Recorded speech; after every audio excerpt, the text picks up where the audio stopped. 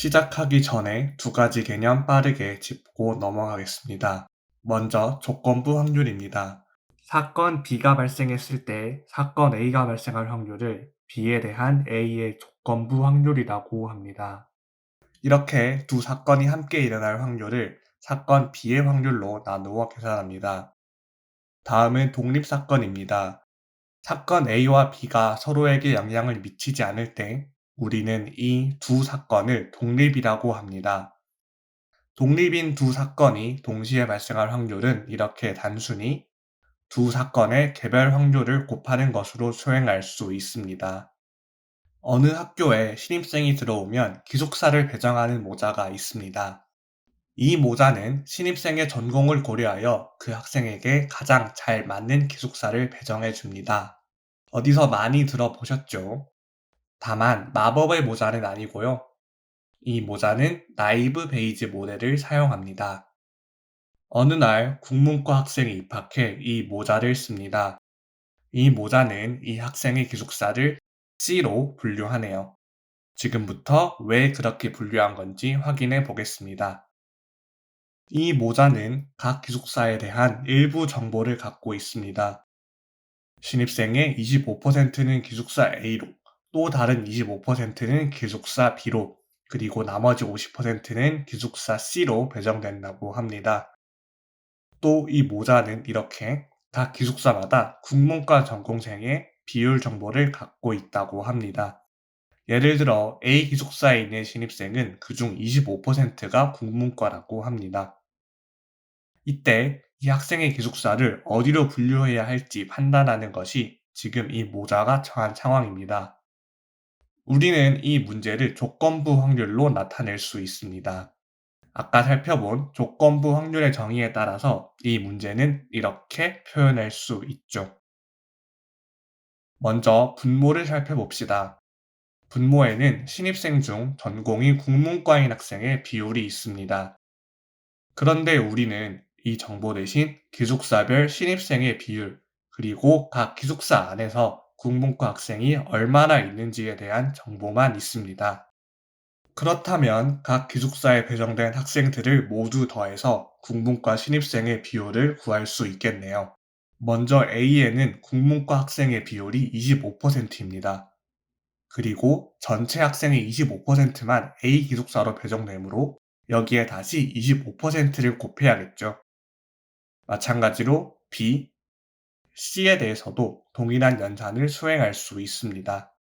바꿔 말하면 이 앞의 값들은 각 기숙사가 주어졌을 때 그 기숙사 안에서 국문과 신입생의 비율이고요. 뒤에 곱해지는 값들은 그 기숙사로 배정되는 신입생의 비율이 됩니다.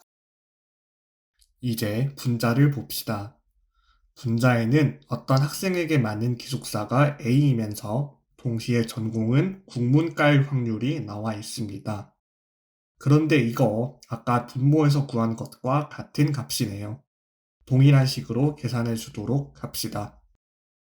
이제 이 내용을 종합하면 처음 본 이 조건부 수식을 이렇게 바꿀 수 있겠습니다.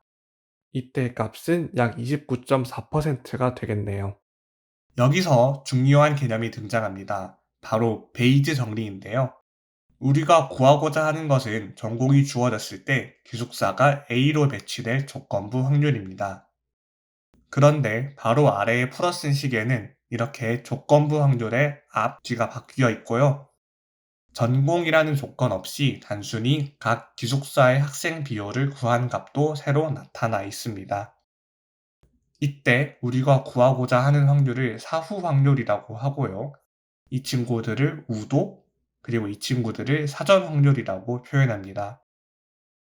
그리고 이렇게 사후 확률을 사전 확률에 관한 식으로 나타낼 수 있도록 하는 정리를 베이즈 정리라고 합니다.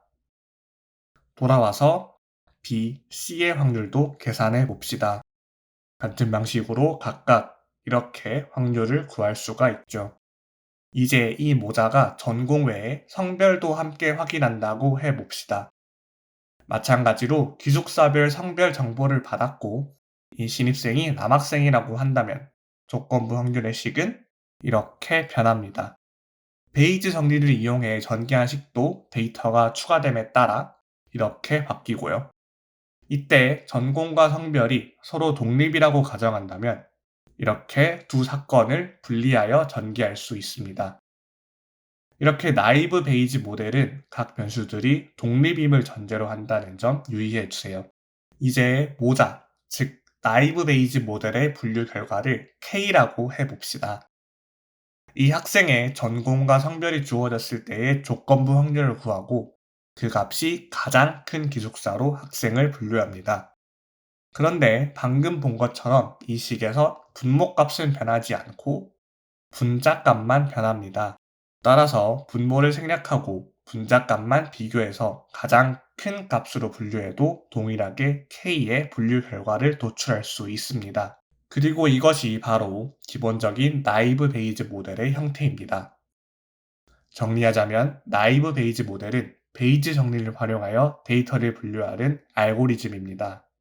이때 중요한 점은 데이터가 항상 범주형 변수여야 한다는 점, 그리고 각 변수들이 서로 독립이라고 가정해야 한다는 점입니다. 나이브 베이지 분류기를 파이썬으로 직접 구현해 보고 이를 통해 어떤 작업을 할 수 있는지는 다른 영상에서 다루도록 하겠습니다.